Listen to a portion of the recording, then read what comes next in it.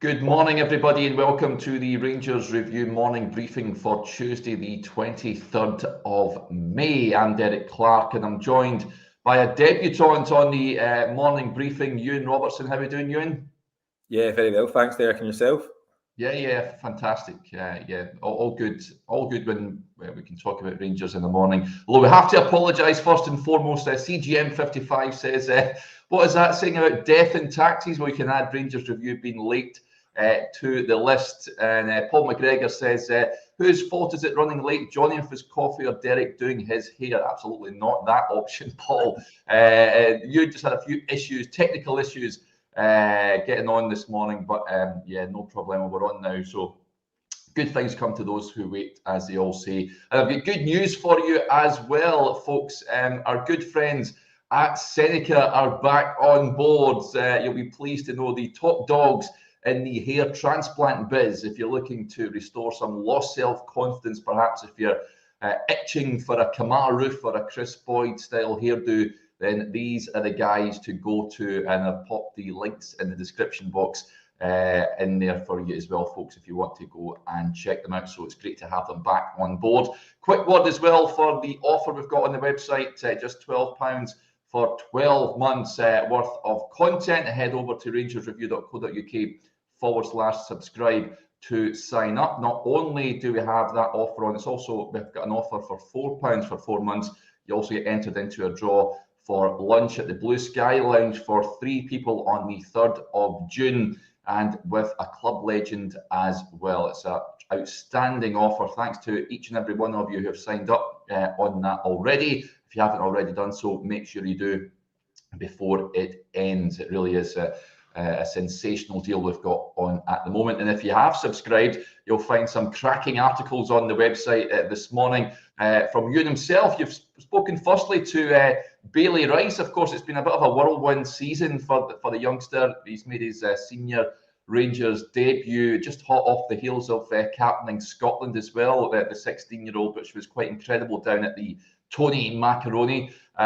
He's obviously been in and around at the fringes of the first team. Euan, what big things are expected of him? What can people expect if they read your interview with them on the website this morning?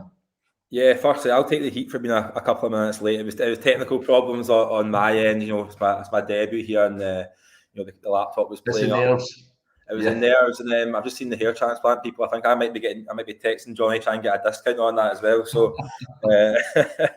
no, in terms of Bailey, it was really good to speak to him yesterday. I watched him in the Youth Cup final. I watched him in the City of Glasgow Cup final. Obviously, both those games ended in disappointment for Rangers in terms of the results. But I thought Bailey was the standout in both those games. I was really taken aback by his performances, his maturity in his game, Derek. He's only 16 years old, but the way he used the ball and kind of passed between the lines, his positional play, he's just sort of intelligence and understanding of his position as a kind of deep lying midfielder for a 16-year-old was remarkable. And in the article we talk about a number of things. He obviously talks about that incredible debut. We might go into that in a bit more detail in a minute, but he talks about the fact that since Michael Beale came in, that encouragement that gave him and other younger players to kind of believe that they could get an opportunity in the first team, just due to the fact that Michael's background was in youth development at Chelsea, Liverpool. The fact that I think it's 12 players, Derek, that have had 12 academy players that have played in the first team this season. So it shows that the opportunity is there, that if you impress, that you can get a chance to go and play in the first team for Rangers. And there was a quote, especially from Bailey, which I thought was really telling and outstanding, and that was about when you go up to the first team, you got to show your personality. You don't want to go hiding in training. You want to show for the ball, and not go into your shell, which I thought was a kind of brilliant line. I think it's something that all young players that kind of aspire to have that quiet confidence.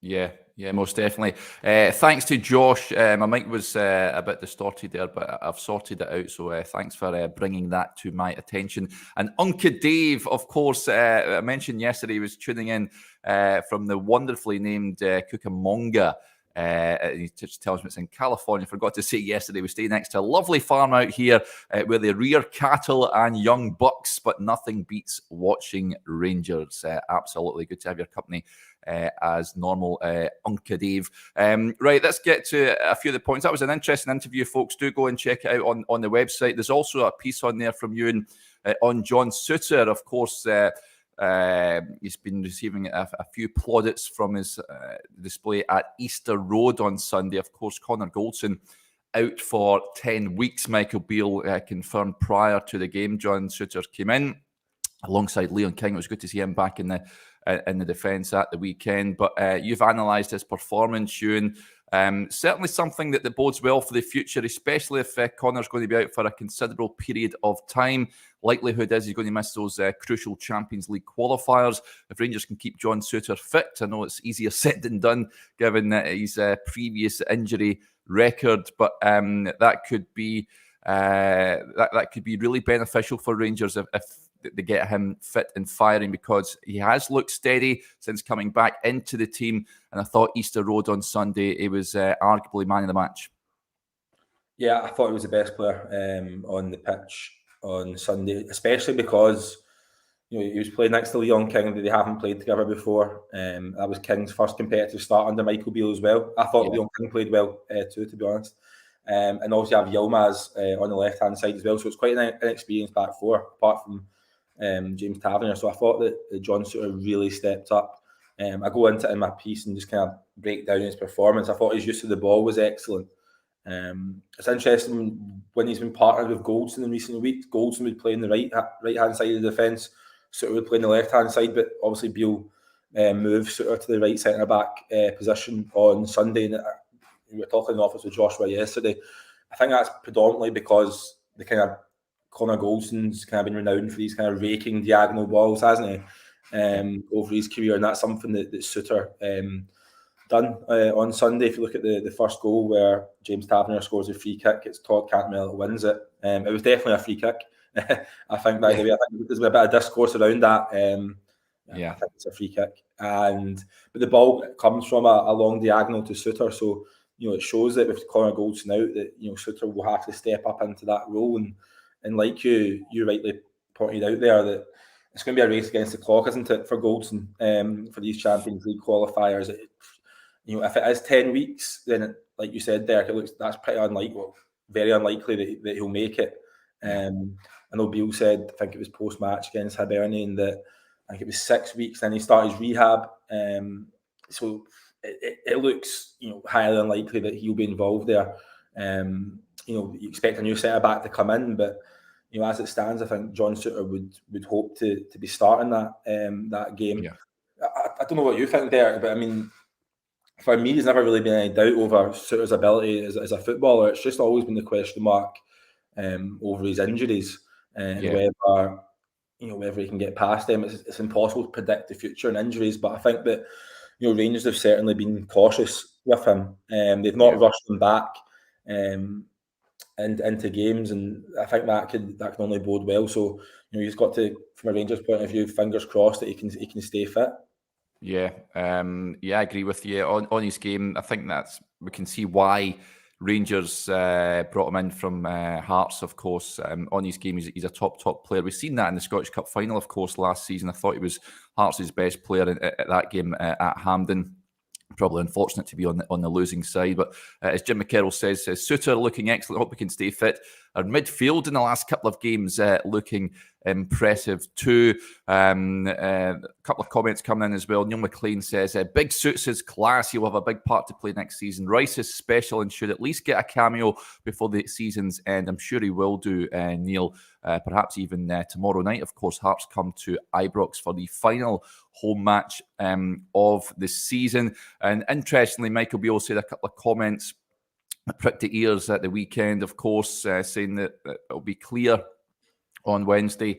Some players will get a final farewell to the fans. We'll speak to Michael Beale a little later on this afternoon, just around lunchtime, folks, ahead of that game where I expect he'll announce which players will be departing come the summer. DK gets in touch. He says, morning, guys. So who's getting released today? Anyone retained, e.g. Arfield? Well, Ryan Jack's been and has signed a one-year contract extension.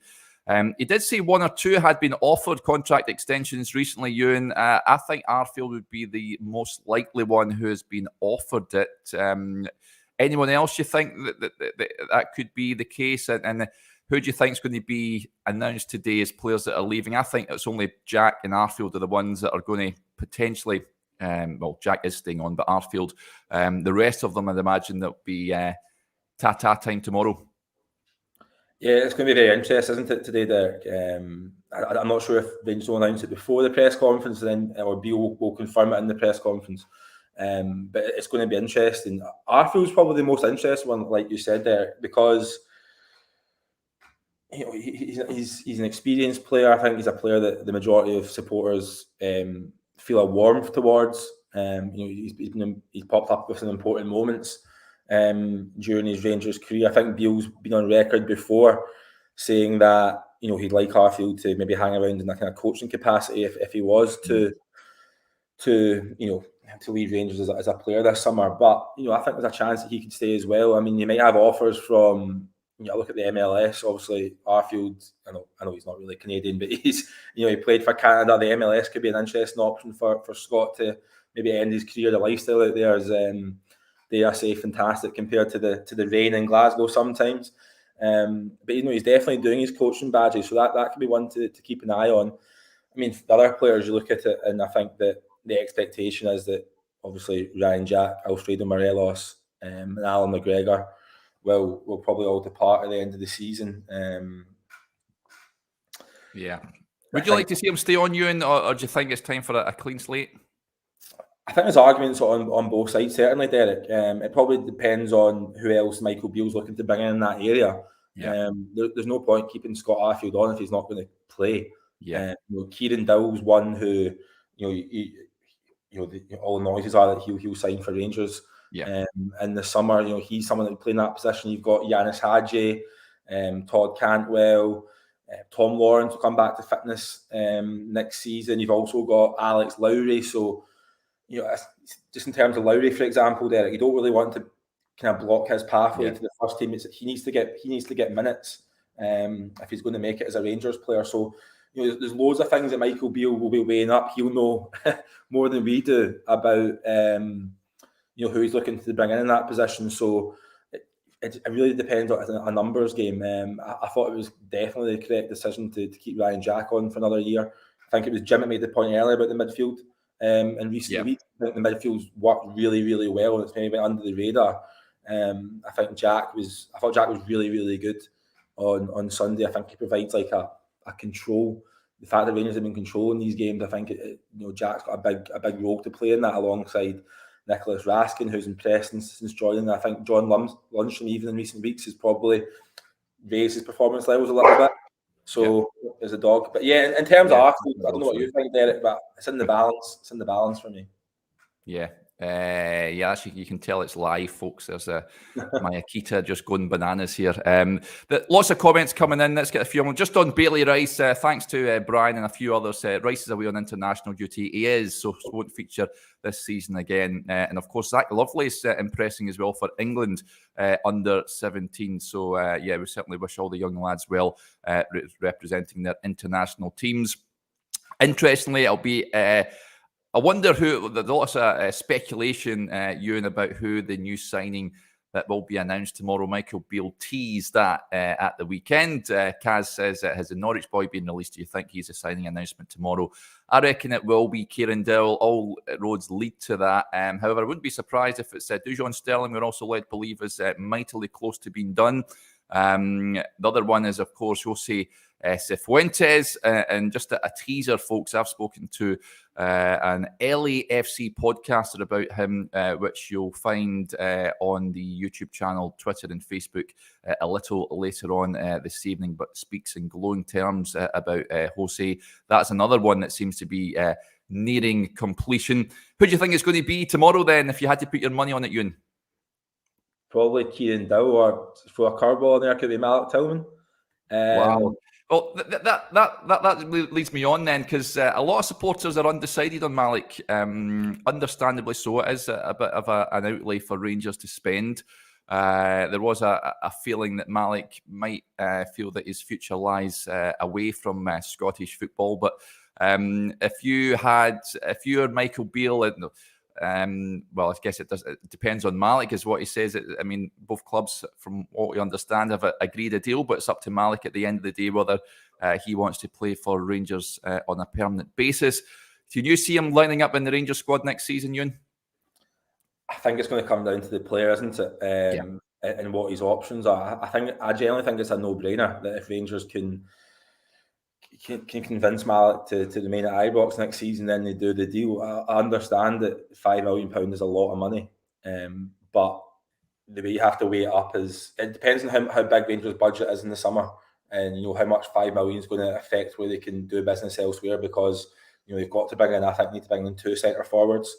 In the summer that can maybe cost a lot of money, but you've seen with certain deals that there is value in the market. Look how much Rangers spent on bringing in Cantwell and Raskin, who I think the majority of fans will say will be 2 of the first names in the team sheet next season. They didn't cost a lot of money, but in terms of Tillman, I think it's imperative to think that he's only 21 years old. Yeah, I think he's had a really, really good debut season at Ibrox. I mean, the question mark's always over him is, does he turn up in the big games against Celtic? And I think that's a justified criticism of Malik. But you've got to remember that it's his age, it's his first year in Scottish football.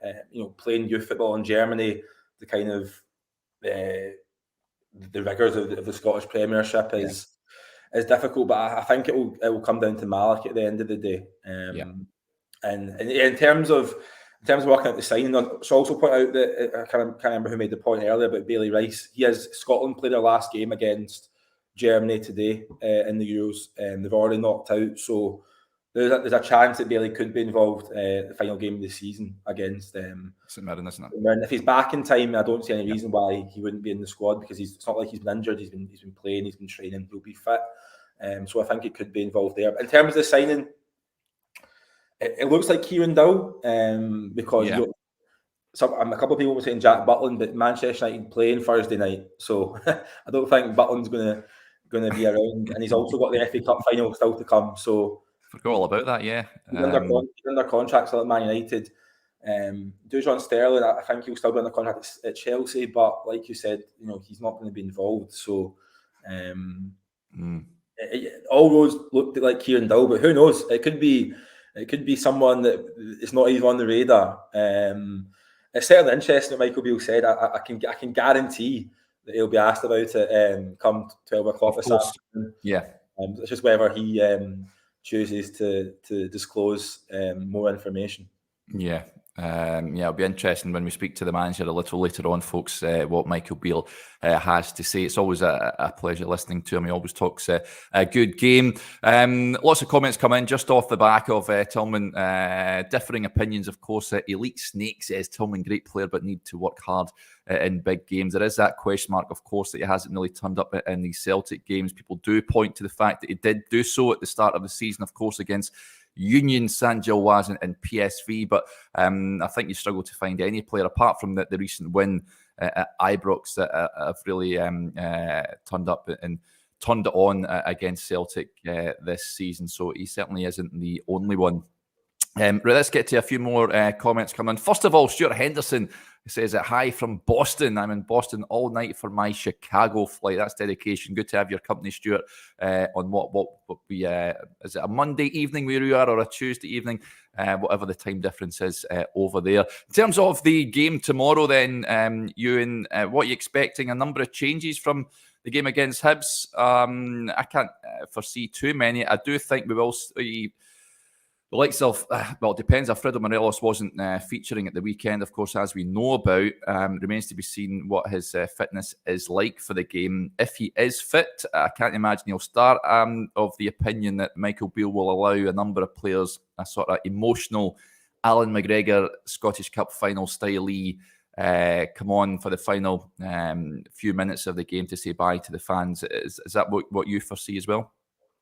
Yeah, it's just whether these players are fit. Ryan Kent and Morelos, weren't in the squad against Hibernian. So are they fit? Will they come back in? Will it be a cameo? Will it be a start? I think it's more likely to be a cameo or than starting the game, because I think, for Hearts it's a massive game still, because they've still got a chance of finishing third, and I think Michael Beale will want to continue what's been some decent form in recent weeks. So yeah, even the players that are who are under contract, it could be potentially leaving this summer. It could be interesting. I might give an indication who's maybe going out the door. You look at, I don't know, Scott Wright, Glenn Kamara, these type of players could be leaving in the summer as well, especially Kamara, who's been a good servant to Rangers over the years, and is possibly one of the best value for money signings in a long time for that 50 grand. So yeah, it'll be interesting. It'll be kind of a good buy for some players, and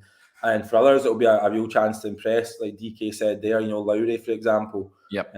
For the younger players and the players who have maybe been on the fringes this season, I think these games have all been a chance to show Michael Beale they deserve to be involved next season. So I don't think you'll see a huge amount of changes from the weekend, but it depends who's fit, because Cholak has not been involved in recent weeks as well. There's been quite a few players who've missed out for injury. Yeah, it'll be interesting to see what the team is, and of course we'll get an injury update prior to the game. There is a few bumps and bruises, so yeah, it'll be intriguing. I'd imagine if Suter and King will continue at the heart of the defence, of course. Robbie McCrory, there was a few reservations about his performance at the weekend. I'm interested to get your take on it. Of course, he's come in. I thought he's done really well since coming back into the side. 2 clean sheets prior to the trip to Easter Road. A few supporters felt he looked at maybe a bit nervous at times. It wasn't his best of games. In terms of the goalkeeper situation, of course, you mentioned Jack Butland. That is another deal that looks to be edging closer. Robbie McCrory, for you, is he potentially a number one, or would you like? Is he a number 2 next season, or should he be looking for football elsewhere in the summer? It's an interesting point, isn't it? Because I think he's done really well as well, Derek. There was a couple of nervy moments early on. It was predominantly from cross balls. Yeah. But on the flip side, he was a couple of minutes away from keeping his 100% clean sheet record. 5 games, which is nuts. So yeah, you look at it that way. I was trying to think, was that his first Rangers game away from home? No, and domestically, yeah, he played away to Alishkert, which is in Armenia. I know we had a bit of confusion last week whether it's in Azerbaijan or Armenia, but yeah, he played away to Alishkert. Yeah, so it's his first domestic away game. So yeah, early on he fumbled a couple of crosses, and there's no point kind of glossing over that, because it's what happened. But I think a number one will come in. What John says there. If Jack Butland comes in, you'd think he'd be on a decent wage, and he'll be in. Jack Butland will be coming. He's not coming up here to be second fiddle, Jack Butland. No, he's not. He's coming here to be number one, so you'd expect him to be that. But so in terms of Robbie, it depends what he wants to do. Does he think he can stay and challenge Jack Butland? Does he have that confidence, that conviction that he can show Michael Beale he's a better goalkeeper, or will Robbie want to play first team football and look to maybe depart in the summer? I don't think it makes any sense for him to leave on loan again.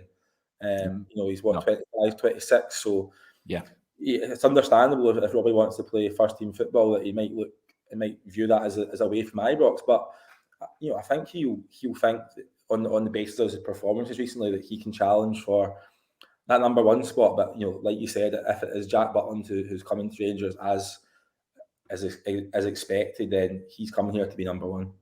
Yeah, a few comments coming in on McCrory. Colin Cooper says, surely McCrory will not be happy with being number 2, plus it wouldn't be fair move for him if that is the case. An interesting point from Ross Ferguson: why don't McCrory and the keeper they bring in share the season? Well, we've seen that before with I think Gerrard liked to, he did have a cup goalkeeper, didn't he, with McLaughlin and McGregor. In fact, the 55 season, if John McLaughlin, I'm sure, played at the start, if I'm not mistaken, for a number of games.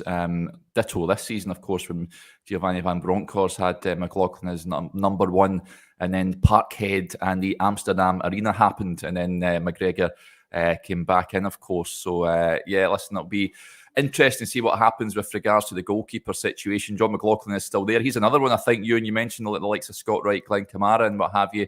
John McLaughlin may be another that may be heading for pastures new, fearing reports that I don't think Rangers will be too difficult to deal with if any club were looking to take John off their hands. Could you see him moving on in the summer? Yeah, I could. It might actually come down to what Robbie does, if it's also the homegrown quota as well, which is something to keep an eye on over the summer. But I mean, if Robbie, decides that his future lies away from Ibrox, then it might be a case of, Rangers want to keep John. Because then, if John and Robbie go and Alan McGregor goes in, it looks like you're bringing in 3 goalkeepers in the summer, unless someone like Kieran Wright can step up and become third choice, which could be an option. But yeah, it'd be interesting. It's going to be a summer of change, and certainly in the goalkeeping department, it could be quite a lot of moving parts. Yeah, there certainly will be. Right, before we wrap up, folks, just a shout out. Brian Cooley sent me a wonderful wee video during at the weekend. He took his daughter Olivia to the Rangers women's game on the Sunday, which is absolutely brilliant. The look on her face was magnificent as she glanced over to the hallowed turf for the first time. So cracking video, Brian. And what's it? That's it. Good getting her in young. I'm sure that will be many years to come following the famous home and away. So that was absolutely sensational stuff. Just a reminder, folks, if you haven't already done so, if you've ever envisaged having lunch with a Rangers legend at the Blue Sky Lounge restaurant at Ibrox, then now is the chance to get involved in our subscription offer. £12 for 12 months worth of content. Head over to rangersreview.co.uk/subscribe to sign up. You'll then be entered into the draw for 3 people to go and have lunch over there at the Blue Sky Lounge on the 3rd of June. So you need to make sure you're available on that day to go and head over there. So take advantage of that. There's also the £4 for 4 months offer as well. So make sure if the £12 option isn't for you, then there is a £4 for 4 month option. We've just had some breaking news come in as we speak, Euan. We're hearing that Malky Thompson is to leave his role as Rangers women's coach, which is an interesting one. Just touching on the women's team there, which was quite intriguing. Rangers women have just confirmed, they've sent a tweet out. Rangers FC can today confirm Malky Thompson will leave his role as women's head coach following Sunday's Scottish Cup final and return to his position within the club's academy. So not leaving entirely, Euan, moving just a change of role for him. So Rangers will be soon looking for a new women's coach. Yeah. What a great segue that was, talking about it then at half. Yeah, unbelievable. You tempted fate there. You know more than anyone else. He spoke. I was at the game on Sunday. He spoke after it, and he said, my job at Rangers is as a coach. It's not necessarily as a women's coach. That's my current role, but that might not be my role going forward. So, I mean, the kind of reading between the lines there, you thought this could be happening, but yeah, that's been announced. And from Malky's point of view, I think he's someone who's massively respected within the club and outside the club. He's a proper gentleman. So I think the players will obviously be hoping to give him a good send off on Sunday. Obviously, they play Celtic in the cup final at Hampden. So that'll be his last game, and he'll be hoping to lift a cup to make it a double. Yeah. So interesting news there, folks. Breaking news: Malky Thompson will leave his role as women's coach and he'll move to the academy. Just a quick word as well, as we touched on earlier on, Bailey Rice, good luck to him. Leighton Grant also, they're taking on Germany, as Euan says, this afternoon. The Scotland team, the under-17s, taking on Germany over. And where are they playing? Is it Hungary or what have you over there at the moment? They're in Hungary, so they're already out. But they play Germany today. Yeah. So good luck to the young Bears. And as I mentioned, well, good. It's always great to have the donations to the channel, folks. You can help the work that we do here. Rangers Loyalist has donated £2.